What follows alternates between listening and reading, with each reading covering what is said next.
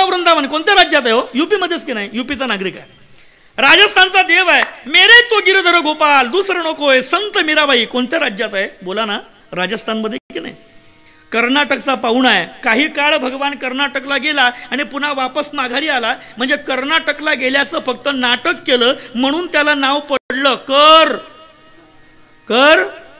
नाटक. नाटक केलं ना म्हणून नाव पडलं कर्नाटक.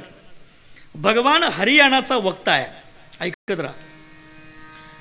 जगातला अध्यात्म आपल्या विचारांना पुष्टी मिळावी म्हणून ज्या ग्रंथाकडे आषाढभूत नजरेनं पाहतो तो ग्रंथ म्हणजे श्रीमद भगवद्गीता. अत्यंत उंचीचा ग्रंथ. आपण फार नशिबान आहोत, आपण हिंदू म्हणून जन्माला आलो. कारण या जगामध्ये हिंदू धर्माचा धर्मग्रंथ हा भगवद्गीता आहे. आपण नेहमी म्हणतो की नाही, गीता से क्या नाता है, गीता हमारी, गीता हमारी, गीता हमारी, गीता हमारी. आपण फक्त म्हणतो पण वाचत कधीच नाही, ही मोठी अडचण आहे. आपण फार भामटे लबाड आहेत ना. आपण फक्त धर्माचा दंभ करतो पण धर्माचे सिद्धांत कधी जाणून घेत नाही, ही मोठी अडचण आहे. आपण फक्त स्वतःला म्हणतो आम्ही हिंदू आहेत, गर्व से कहो हम हिंदू आहे, आम्हाला हिंदू धर्म कळतो. कधी? 19 फेब्रुवारीपर्यंत बस. प्रत्येकाच्या गाडीला भगवा ध्वज काय, प्रत्येकाच्या अंगावर छत्रपतींचा शर्ट काय, आणि मग काय सगळं गाव कसं न्याहून निघतं, केलं पाहिजे. पण त्यानंतर काय? त्यानंतर मात्र सगळं आम्ही विसरतो. आम्ही शिजनरी धार्मिक आहोत असं कधी कधी म्हणावं लागेल. पण आपला धर्म इतका श्रेष्ठ आहे महाराज, आपल्या प्रत्येकाच्या कणाकणामध्ये धार्मिकतेचं अस्तित्व असावं आणि हे जगाला सांगण्याकरता गीता उभी आहे. मी मालेगाव शहरात राहतो सिटीमध्ये. आमच्या मालेगावला काय म्हणतात हे तुम्हाला वेगळं सांगण्याचं कारण नाही. माझा एक मित्र आहे याकूब नावाचा, मुसलमान आहे. एक दिवशी तो मला म्हटला, म्हणे महाराज तुमच्यात फार बरं आहे हो. म्हटलं कसं? म्हणे आमच्यात मोठी अडचण आहे. म्हटलं कशी रे?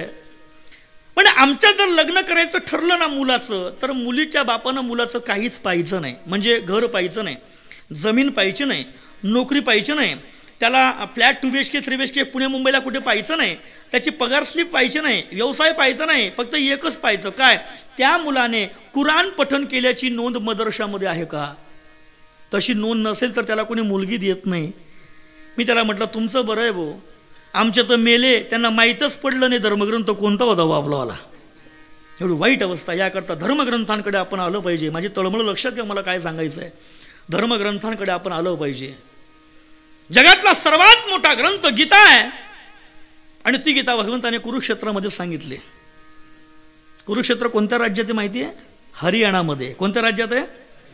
एकाला मला परवा विचारलं, म्हणे महाराज देवानं गीता हरियाणामध्येच का सांगितली? त्याला म्हटलं सरळ आहे, त्या हरियाणाच्या मातीनंच देवाला बोलावलं होतं ना. हरी हरी हरी हरियाणा विठ्ठल विठ्ठल विठ्ठल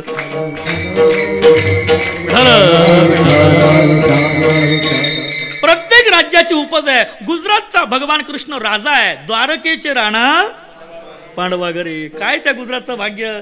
तेव्हा बी राजा गुजरातचा आणि आता बी राजा. ते भाग्यच आहे महाराज.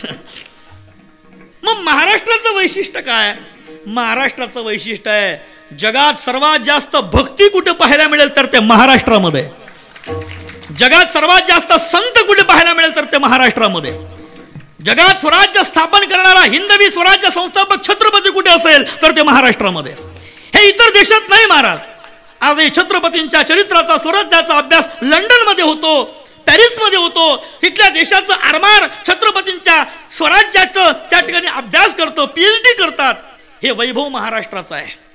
या महाराष्ट्रात एकही गाव स्थापणार नाही ज्या गावामध्ये मृदंगाचा थाप पडत नाही, टाळाचा गजर होत नाही आणि अभंगाचे स्वर घुमत नाही. असं एक गाव नाही ज्या गावामध्ये माळकरी नाही. वारकरी परंपरेचे संस्कार आमच्या मनामध्ये भिनलेले आहेत. आपण फार नशिबान आहात, आपण भारतामध्ये जन्माला आलो, महाराष्ट्रात जन्माला आलो.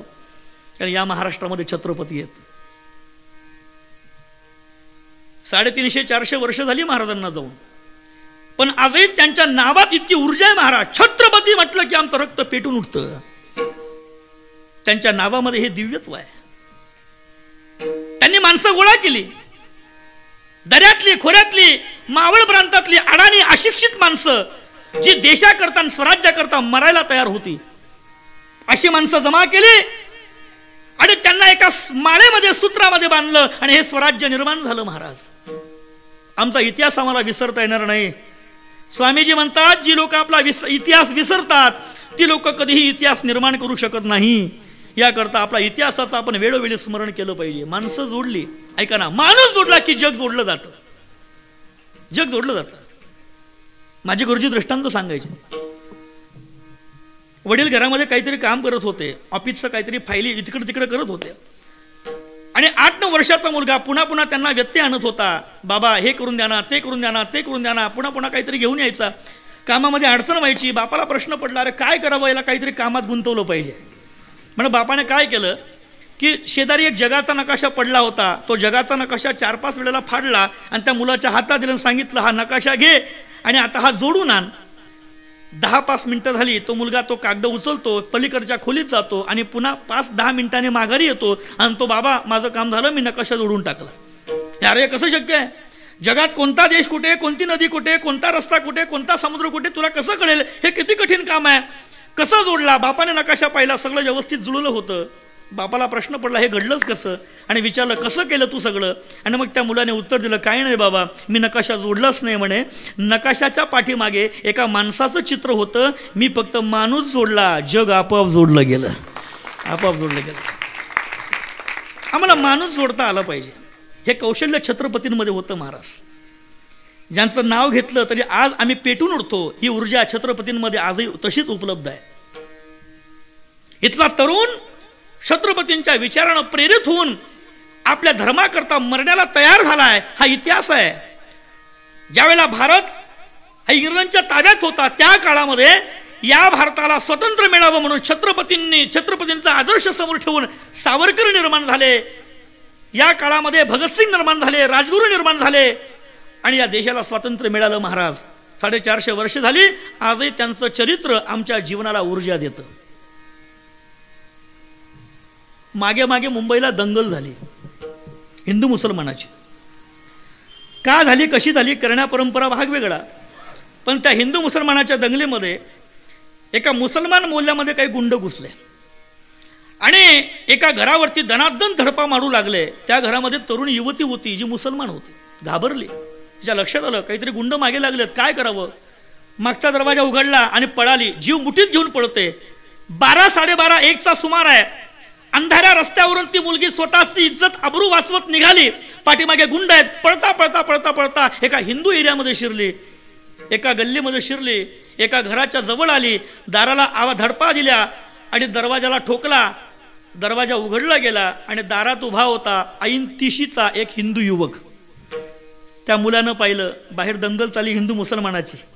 ही मुलगी मुसलमान आहे, मी हिंदू आहे, हिनं एका दारात माझ्या दारात आसरा मागितला कसा? विचारलं काय हवंय? काही नाही, मग काही गुंड माझ्या पाठलागावर आहेत आणि म्हणून मला एका रात्रीपुरता आसरा मिळेल. त्याला कळे ना काय करावं. त्यानं आतमध्ये घेतलं. ठीक आहे, ये स्वतः आतमध्ये ये. आणि स्वतः बाहेर दरवाजा बंद करून रक्षण करत रात्रभर जागा राहिला. ती मुलगी गाढ झोपी गेली आणि रात्रभर हा विचार करतोय बाहेर दंगल चालली आहे हिंदू मुसलमानाची. आणि ते गुंड जे तिच्या पाठलागावर होते, विचार केला असता, मी पण तरुण होतो, एकटा होतो, विचार केला असता तर आत्ता याची आबरू लुटू शकलो असतो. पण कोणत्या भरोशावर ही माझ्या घरात निश्चिंत झोपलेली आहे. रात्रभर विचार केला, उत्तर मिळत नव्हतं. सकाळ झाली, ती मुलगी जायला निघाली. जाता जाता तिनं त्याचे आभार मानले. ती म्हटले, दादा धन्यवाद, तुम्ही मला रात्रभर आसरा दिला, खूप धन्यवाद. त्यानं सांगितलं, थांब, माझे धन्यवाद वगैरे मानू नको, पण मला रात्रभर एक प्रश्न पडला, त्याचं उत्तर दे. म्हणे काय? बाहेर दंगल चालली आहे हिंदू मुसलमानाची, तू मुसलमान, मी हिंदू, मग एका हिंदूच्या दारामध्ये तू आसरा मागितला कसा? तिनं फार गुड उत्तर दिलं. ती म्हटले, दादा रात्री 1:30चा सुमार होता, काही गुंड माझ्या पाठलागावर होते, जीव मुठीत घेऊन मी धावत होते आणि धावत धावत धावत धावत धावत धावत या तुमच्या कॉलनीमध्ये शिरले, तुझ्या घराजवळ आले. तुझ्या घरामध्ये मला उजीड दिसला. तुझ्या घरातला दरवाजा ठपवण्याच्या अगोदर मी तुझ्या घरातल्या खिडकीतनं डोकावून पाहिलं आणि मला तुझ्या घराच्या भिंतीवर छत्रपती शिवाजी महाराजांचा फोटो दिसला आणि मगच मी दरवाजा उघडला.